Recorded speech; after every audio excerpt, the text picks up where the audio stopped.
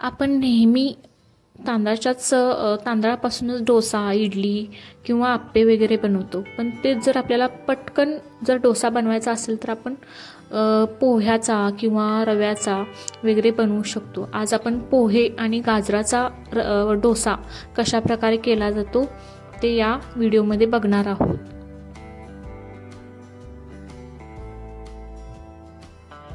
मी इथे 1 वाटी पोहे घेतलेले आहेत.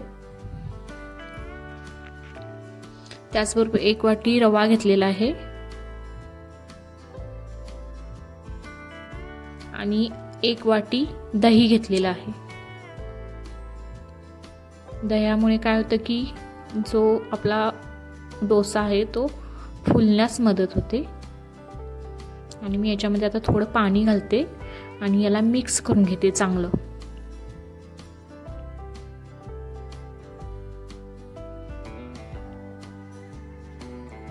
याला व्यवस्थित मिक्स करून घेऊ.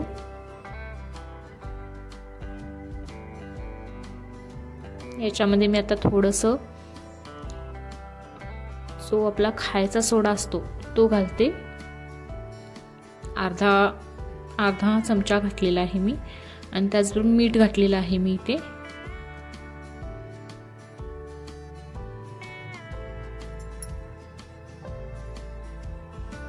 याला आता आपण व्यवस्थित मिक्स करून घेऊ.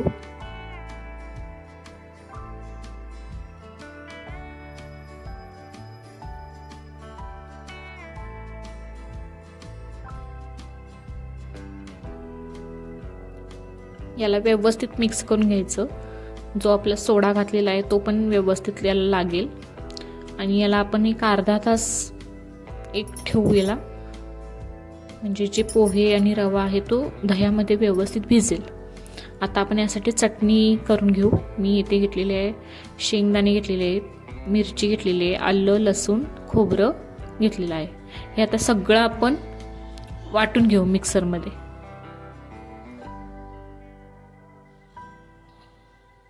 शेंगदाणे मी भाजून घेतलेले आहेत, त्यामुळे शेंगदाणे भाजल्यामुळे त्याची चव म्हणजे शेंगदाण्याची चव वेगळी लागते. हे बघा मी बारीक करून घेतलेले आहे. याला आता आपण फोडणी देऊ. मी ते तेल थोडंसं घालते, त्याच्यामध्ये जिरं मोहरी टाकते फोडणीला. जिरे मोहरी तडतडले की मिरची एक टाकलेली आणि कढीपत्त्याची पाने आणि याचा आपण तडका आपण या जे मिक्सरला आपण लावलेलं आहे त्याच्यावर घालू. हे झालेलं आहे आणि आपण याच्यामध्ये थोडं मीठ टाकू.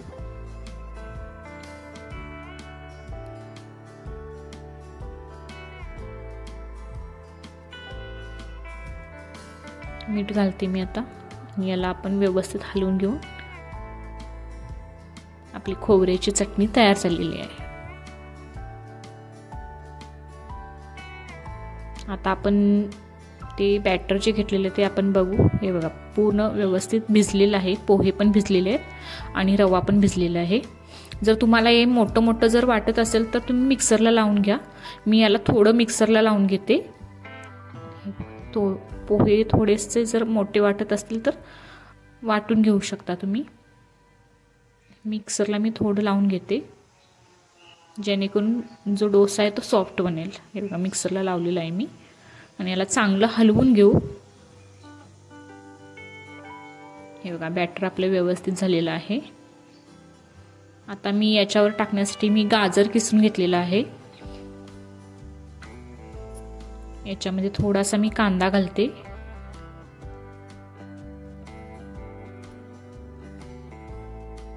त्याच्यावर मी थोडीशी कोथिंबीर घातलेली आहे.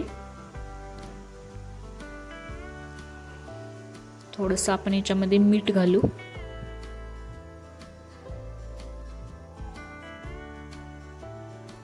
आणि थोडासा लिंबू पिळू. लिंबूमुळे काय होते की याला चव वेगळी येते. याला मिक्स करून घेऊ व्यवस्थित.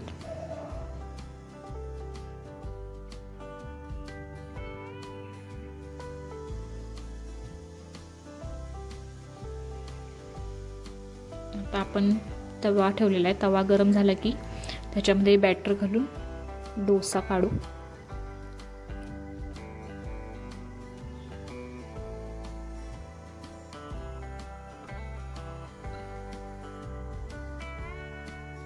हे बघा, याला आता चांगला व्यवस्थित ते फुलत आहे. हे बघा, याला जाळी पकडलेली आहे वरून. आता ह्याच्यावरून आपण जे गाजराचं मिश्रण बनवलं होतं ते आपण याच्यावरून आता वरून घालू. याच्यामुळे एक वेगळीच चव लागते.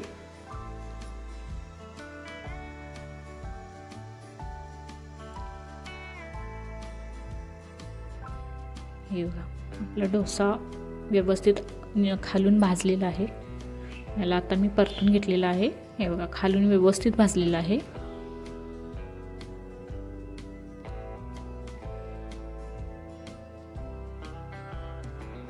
हे बघा, आपला डोसा तयार झालेला आहे. याला जास्ती वेळ लागत नाही, जास्तीत जास्त एक अर्धा ते पाऊण तास.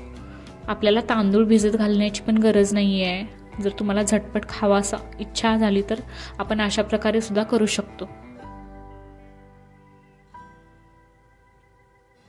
मी आता सगळे डोसे असे बनवून घेते. व्यवस्थित परतलेले आहेत.